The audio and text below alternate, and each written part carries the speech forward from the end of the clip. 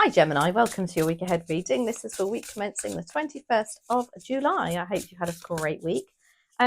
We are starting off a little bit different this week. I've bought the Angel and Auras Oracle deck. Oh my gosh. I know I say about every deck, but they are really, really beautiful because I'm really into my angels at the moment. And yeah, it's just opens up so much more in your spiritual life, if you like. And I know you're probably all sitting there going, yes, Shelley, yes, you know, we know. I'm always a bit late to the party with things like this. So yeah, if you're interested in learning about the angels, which I have done, I've actually been journaling this week and writing all my notes down. Look, in my journal, being a good girl. Then I highly recommend you check out Nikki Allen. She has a whole playlist dedicated to learning about the angels, how to invoke them, and just really lovely information. But obviously, if there's anybody else that you wish to share on this channel, feel free to pop them in the comments below. Let's get rid of the book people that keep spamming the channel. But I won't give up. I will just keep reporting them. But they're AI, and so I don't think they'll ever get dealt with. But anyway, let's drown them out. Anyway, Gemini, let's go with your reading. What two cards are here, please? What two messages from the angels for Gemini for week commencing 21st of July? Oh.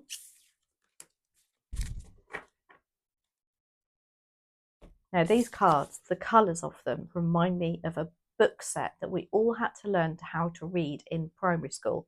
And I cannot remember the name of the books. They were like Peter and Jane books, but not. But anyway, going off on a tangent there, sorry. Your desires are within reach. You have faith, patience, you have excitement and relief all in one go. Love that. And then we have confidence. Oh, look at that card. Strength, balance, prepared and tranquil. Wow. What a card. Look at that for symbology. Absolutely beautiful. It kind of like pushing you. The angels are pushing you to have a bit more confidence in your convictions, whatever your goals are next week. But there has to be a balance. I wonder if we'll see the Justice card for you, or even the Six, is it the Six of Pentacles? Is the other card that has the scales on. So let's have a look. Oh my gosh, such gorgeous cards. Okay. So dear spirit guides and angels, just move that book. Please join me in this reading for Gemini. Make it helpful, hopeful and healing. Thank you. So what's the focus for Gemini, please? And thank you. Oh, look at that. You've got the Magician. Talk about manifesting and knowing what you want next week. Wow. And it's like, I feel like it's all coming round for you. Okay, opportunity, please and thank you for Gemini.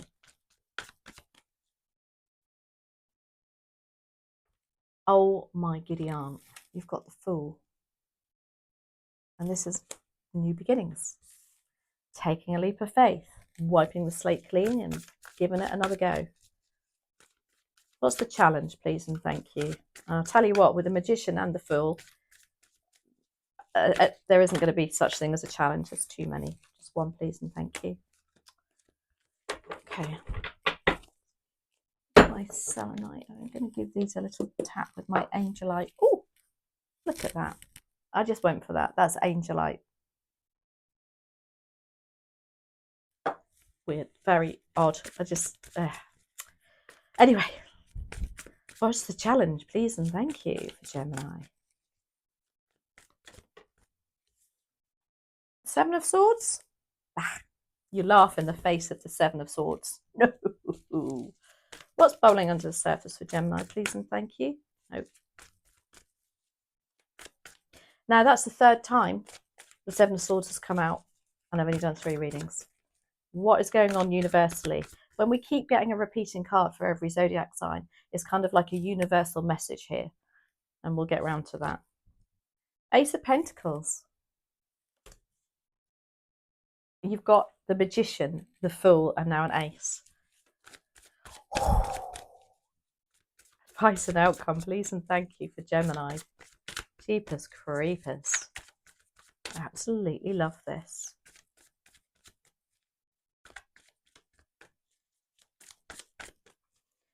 Advice and outcome, please and thank you. There we are. Six of Pentacles. Now I said if we get the Six of Pentacles, however, in this deck, it doesn't have the scales on, but it does in that deck.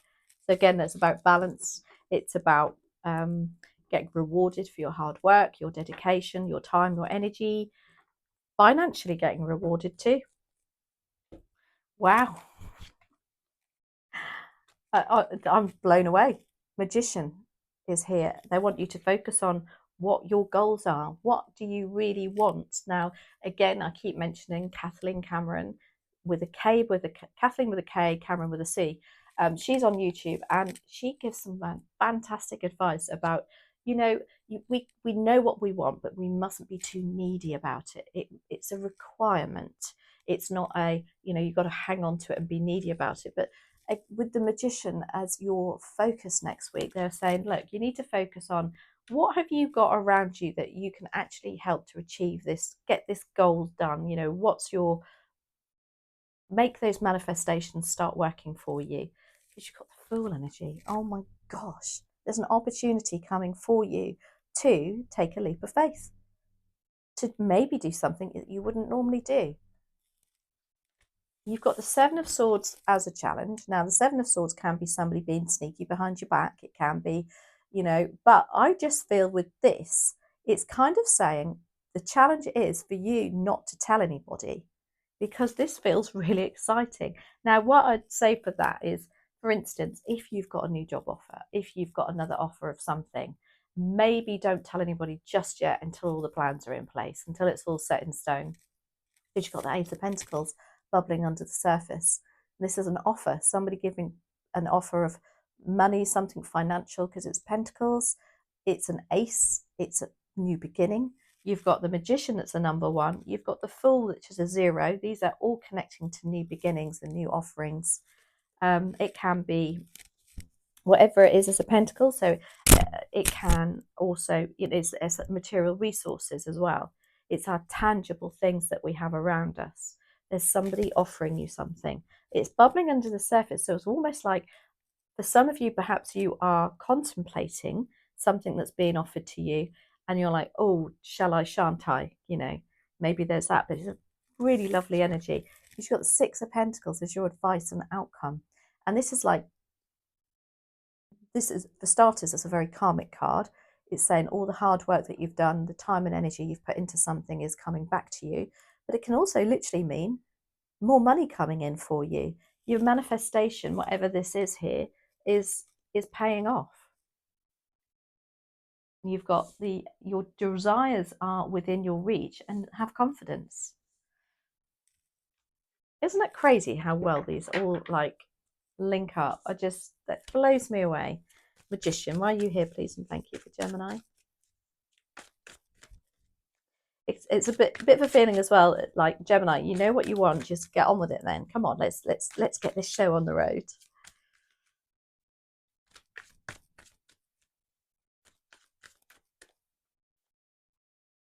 The High Priestess is clarifying the Magician. 2 major arcanas, 2 very strong energy cards, and the High Priestess is saying you need to trust your intuition. So if you're being guided to something but you're choosing not to listen to it, they're saying no, this is what you want, this is going to help you manifest what you need, your goals to get to. Yeah, the High Priestess is very spiritual, and with that Magician, it's like you're, again, when we manifest and we do it correctly, it does pay off. But you've got to trust the universe and sit back, forget about it also, but also trust your instincts and trust everything that's going on in the background for you. Oh, we've got thunder. Or is it an aeroplane? The weather here in the UK is very stormy, so. Anyway, the Fool is here. Why do we have the Fool here? with Gemini. It's an opportunity to do something new, take a leap of faith, wipe the slate clean, start again. I love it. Love it. You've got the Five of Swords. So the Five of Swords is an opportunity. Five of Swords is about people just like pushing your buttons, if you like, just knitting in your brain, your thoughts, your head, maybe some of us, when we hang on to what somebody has said and we're just like, we can't let go of it. There's an opportunity for you to let go of that, to let them, just as Mel Robbins says, just let them. With that Fool energy, they're kind of like saying you've got far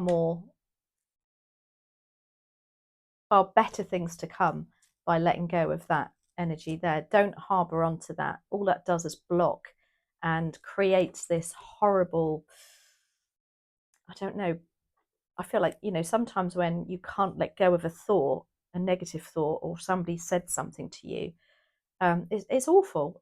It is. It's really awful.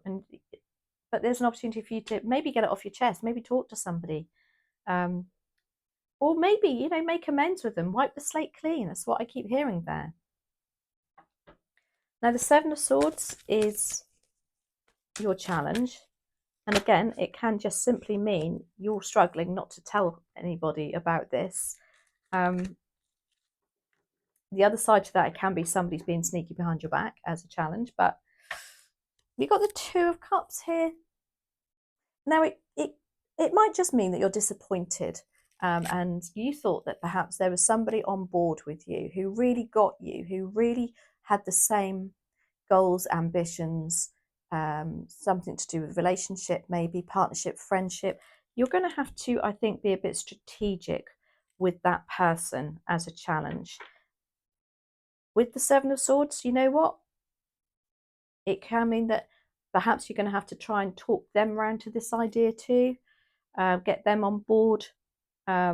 Because the Two of Cups is soulmate energy and somebody who, again, you just connect with. It doesn't have to be your partner. It can be somebody at work. It can be your bestie.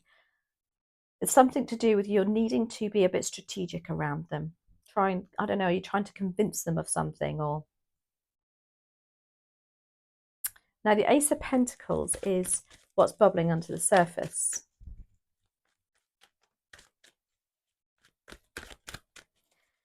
What's going on there? Okay, we've got two out. We've got the Queen of Wands. With that Ace of Pentacles, this is entrepreneurial energy because she is the most, well, she's a queen, obviously, and so she's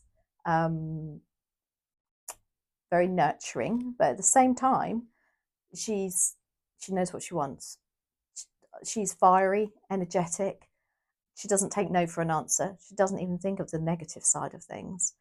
And she's her own boss. She won't, even if she works for somebody else, she'll be head of the department and having all the ideas and leading that team, if you like, and convincing them that that's what they need to be doing. Or, she's so confident. And that's bubbling onto the surface with that Ace of Pentacles. It's like, you are capable of being that Queen of Wands. And then you've got the Knight of Pentacles also. So the Knight of Pentacles can represent long-term plans, can represent that, again, with that Seven of Swords, I said, maybe you're not telling people because other plans need to be put in place first. This is what the Knight of Pentacles does when he comes along. He's the only knight in the deck that stands still. And there's a reason for that. It's because this person, it could be a Taurus, Virgo, or Capricorn, doesn't like spontaneity. They like to have everything planned. They like to have everything in place before they progress. So it could be, that Knight of Pentacles with that Queen of Wands, talk about chalk and cheese, but they complement each other too, because, he will ground her and say, hang on a minute, rein her in a bit, or rein you in a bit, or if you might be the Knight of Pentacles, I don't know, however it resonates for you. Maybe you're dealing with the Queen of Wands. It's like, come on, let's go. And you're like, oh, no, not just yet. We, love your enthusiasm, but we need to make plans. There's something along those lines there. But I see it's all good. Now, the Six of Pentacles is your advice and outcome. And that's too many. Okay. Why do we have the Six of Pentacles here, please? Thank you, Gemini.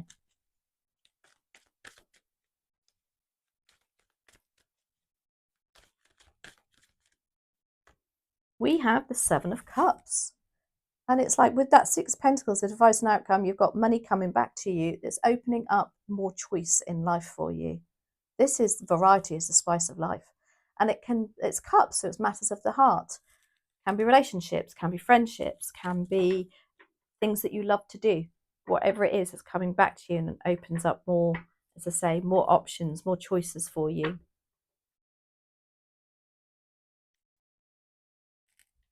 Maybe it narrows it down a little bit for you also, because the Seven of Cups can be very much procrastinating energy. And it's like, oh, and I think I said earlier on, it's like, oh, I'm not sure, should I, shan't I?